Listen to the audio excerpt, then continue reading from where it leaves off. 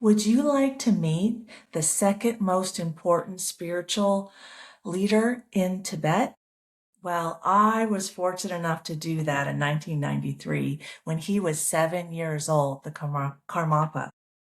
I am Carrie Blazer, the Divine Feminine, Sophia. And I'm here today to share my story of when I was in Tibet in 1993 and I was lucky enough to meet the recently appointed Karmapa.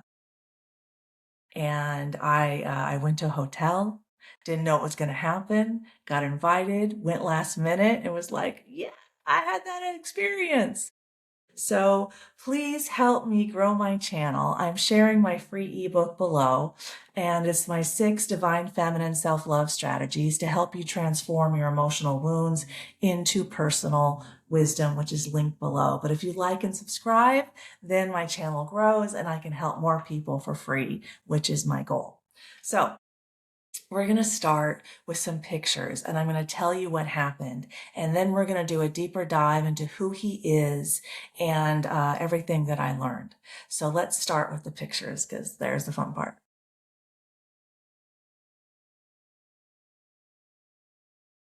Let me present my screen. Okay. So on the left, that's me.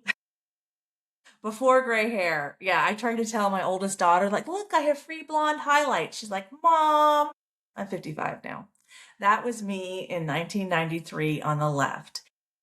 I had, in 1992, I studied abroad in China, in Tianjin, and I traveled a lot to, alone to all these different Buddhist monasteries, like the Nine Flower Mountain, Putoshan, which is an island off of Shanghai where Guanyin is celebrated. I went to Tiantaishan and I stayed in famous temples and like that was my jam. I was studying religion and Chinese and I just went everywhere. So when I graduated, after I graduated in 1993, I went back to China with 2 friends and we went to Tibet. And so one day we decided to go to the only like Western hotel in Lhasa at that time, which I think was a Holiday Inn. So that's where I am at the Holiday Inn. And at that moment, we met an American woman who had scheduled a very special trip to a monastery right outside of Lhasa. And I'll show you more pictures in a minute. This is the picture on the left is the inside, but now they have more pictures of the outside I can share that I don't have. But she invited us to go. We're like, okay, yeah, we want to go. We want to meet this special monk that just got, chosen as a reincarnation and let's go. So the story there is that he was the first monk that the Chinese government allowed for Tibet to choose the reincarnation. The Dalai Lama is reincarnated, and then there's 4 types or sects of Tibetan Buddhism. And the head of each of those sects of Tibetan Buddhism is also reincarnated. So this guy, he's the second most powerful spiritual leader in Tibetan Buddhism. So he's kind of the top of those 4 different sects. Like he gave a TED talk when he was 21. Okay, the man's accomplished. So here you can see how colorful and vibrant the inside of Buddhist monasteries are, especially in Tibet. I mean, the colors inside of Tibet were just phenomenal. And I know it's way better now because when I was there was still tons of evidence of the Cultural Revolution that destroyed so many monasteries. And so that was really hard to see. And the fact that this one was left intact is huge because it's the residence of the second most influential spiritual leader in Tibetan Buddhism. So thank you, Chinese government, for leaving this one. The Dalai Lama's home in Tibet, the Bodala, is also, intact. But let me keep going here. So here he is at 7 years old. And they brought him outside. And then he put this red string around my neck, which is common in India and Tibet. And we're going to get into those meanings in a minute. But that was me in Tibet. Let me show you a couple more pictures. Here he is, a little bit older. Before he escaped Tibet at 14, in November, he climbed over the Himalayas to Dharamsala. And there I am at the Mount Everest base camp. So I'm going to share my favorite travel story. So the day before, we stayed at a Tibetan Buddhist monastery on the side of Mount Everest. Like that right there is like 18,500 feet. The monastery was like 17,500 feet. And we were all young in our early 20s. There were 4 Israeli guys. That's my ex-husband, and me, and then a German guy. And I was the only one that spoke Chinese, and the Tibetan driver only spoke Tibetan and Chinese. But Tibet's quite patriarchal, so they kind of, made it clear that he needed to listen to me. But I got together with them after my other 2 friends left for Nepal. So they left me in Tibet, which I decided. And then the next day was the first day I met my ex-husband. So that was really interesting. We were married for like 10 years. So, but okay, this is what happened. So we pull up to the Buddhist monastery, and we get out, and the monk comes out and says, "We have wood." I'm like, you have wood at 17,500 feet? Like, it's way above the tree line. Like, how do you have wood, right? How do you have wood at 17,500 feet? I really want to know. And so he showed us. So Mark, the German guy, and I went to go find, the wood. Now, what I knew about Tibet is that they use yak dung as fuel, which is common in more like third world countries. So they would slap the dung on the side of the building, and when it dried, it was ready to burn. So we go, and the monk opens the door. Like, that's all the English he spoke, right? And Mark looks in there. He's like, "Shit." And the monk says, "No, wood." And Mark's, "Shit." I'm like, "Wood." And I'm like laughing because I just love irreverent humor. I was 23, like we were young, and irreverent. And so Mark repeats it a couple times, and the monk starts saying shit, shit. So you can imagine the next travelers that come up to this hugely spiritual experience, a Buddhist monastery in the Mount Everest base camp, and the monk walks out and says, "We have shit." That was before YouTube, but that would have been a great clip. That would have gone viral. Okay, let me stop sharing here. And we're going to learn what that red string means. Okay, let me share my screen and get back here. ChatGPT is quite helpful here. So, too far. There's the outside of the monastery. Okay, let's go there first. Here's the outside of the monastery. The Tsupur Monastery is a major Tibetan Buddhist monastery located in the Tolung Valley of central Tibet, about 70 kilometers west of Lhasa. So yeah, I met the woman in Lhasa, and we had a day trip to this monastery. It serves as the traditional seat of the Karma Kagu lineage and the home monastery of the Karmapa Lama, an important figure in Tibetan Buddhism. Like, it was founded, and it had, it didn't look this nice. Guaranteed, it did not look this nice when I was there. But it was founded in 1189, elevated 14,000 feet. Like, Lhasa is at 12,000 feet. Okay, so anyway, there's more history there. But let me climb up, and we're gonna get to the red string prior to going over some more. Oh, that's not it. Hang on. Sorry. Went to the wrong place. I apologize. I went to the wrong place, and I thought I was ready, but I wasn't. And it's down here in this ChatGPT. That's from my last show. Okay, here we go. So what does the red string in Tibetan Buddhism monks signify? In Tibetan Buddhism, a red string is often tied around the wrist or neck, is typically a blessing cord, not a secret symbol. Its meaning depends on context, and here's what it most often signifies. Protection and blessing, most common meaning. In Tibetan Buddhist practices, a lama, a teacher, may tie a red thread around someone's wrist during empowerment, prayer ceremony, healing ritual, initiation, and the cord is usually blessed with mantras and symbolizes spiritual protection, connection to the teacher or lineage, a reminder of one's commitment to practice, the presence of compassionate energy. So it is not magical in itself. It functions as a symbolic reminder of intention and refuge. Connection to compassion. Avalokiteshvara is a Guanyin, is the bodhisattva of compassion in China. Red is sometimes associated with compassion, life force, the activity of enlightened energy. In some cases, it may be connected symbolically to Avalokiteshvara, the bodhisattva of compassion, central to Tibetan Buddhism. I'm highly connected to Guanyin, and I'll show you a picture on my, well, we'll get to that. I have some more Chinese pictures of me at the island off of Shanghai where I traveled as sitting on the Chinese character for heart. And that's the, bodhisattva of compassion. So the tantric or Vajrayana context, the red cord may also represent karmic connection to a guru, seal a vow taken during an empowerment, mark participation in a specific ritual cycle.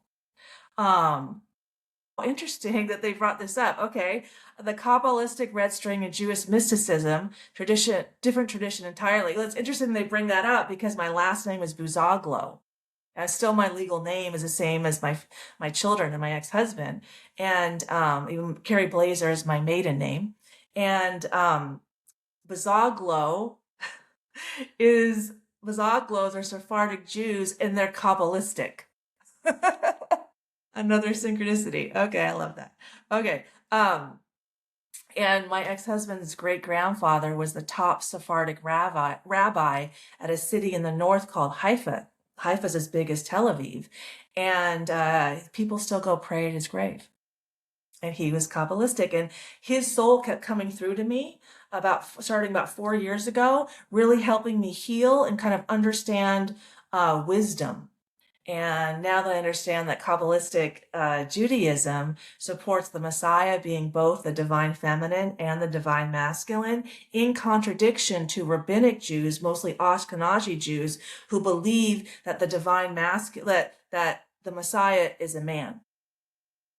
So it's interesting.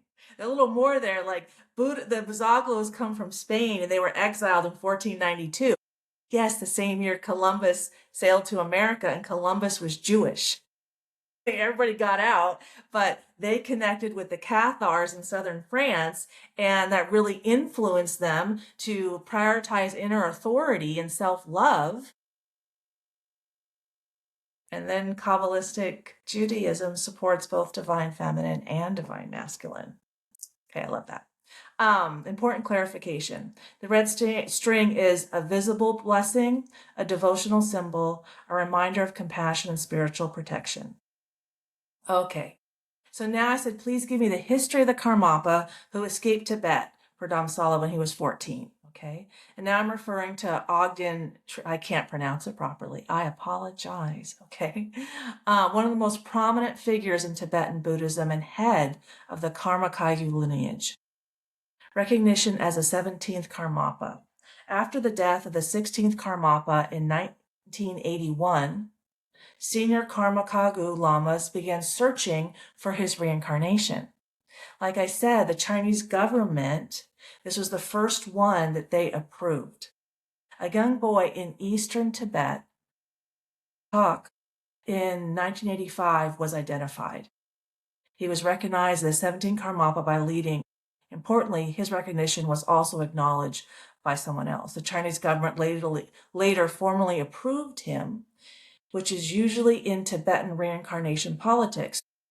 In 1985, he was identified, and I met him in 1993 in Tibet. So he was under Chinese state control. As he grew older, the Karmapa reportedly experienced restrictions on religious education, limited access to traditional teachers, close surveillance. I mean, he's number 2. So really, in Tibet, without the Dalai Lama, he was in charge. Do you see what I'm saying? And I met the Dalai Lama who would have been, in charge of Tibet without the Chinese government, randomly. But my soul has a plan for my success, and this was part of it. My soul plans my life based on my wounds for self-improvement opportunities. So inability to freely interact with international followers. So when he was older, so I met him when he was 7. So here you could see that I may not have been able to meet him when he was older. By his early teens, he was both a revered spiritual figure and a politically sensitive symbol of Tibetan identity. You know, and I was there in 93, there were still a lot of destroyed monasteries. It was very contentious. In December 1999, at age 14, he escaped. He reportedly left Turpu secretly with a small group, traveled on horseback and by vehicle across difficult terrain, crossed into Nepal. He went over the Himalayas in November, arrived in India in January. That is a rugged young man. The escape surprised both Chinese authorities and the international community shortly after he arrived in Dharamsala, the seat of Tibetan government in exile. Reception in Dharamsala, welcomed by the Dalai Lama, Tibetan exile leadership. You know, he got taken care of. Okay, so let's see what he also gets into. Where is he now? I know he did a TED speech when he was 21. He traveled internationally, spent time in India and the West. He's known for environmental activism, modern engagement with science, emphasis on gender equality within Tibetan Buddhism. And okay, that's him. And I have one more to share before we go to my website, and I'll share my poetry and some more pictures of China. Okay. So here's a picture here on the left. You can see him. Yeah, he's often considered the second most important spiritual leader in Tibetan Buddhism overall and a key political successor in terms of international influence. However, in the strict hierarchical ranking, you know, is technically second. Someone else under the Dalai Lama is technically second in line. And then his spiritual importance, regarded as the head of a lineage, hierarchical position, while the Panchen Lama is traditionally ranked second to the Dalai Lama within the Gulag sect. The Karmapa is widely recognized as a top-tier leader in Tibetan Buddhism. So, but he's not a successor to the Dalai Lama, because when the Dalai Lama passes away, his soul will reincarnate and then they find him again. But let me share the pictures from my website. I got to bring up my website real quick, and I can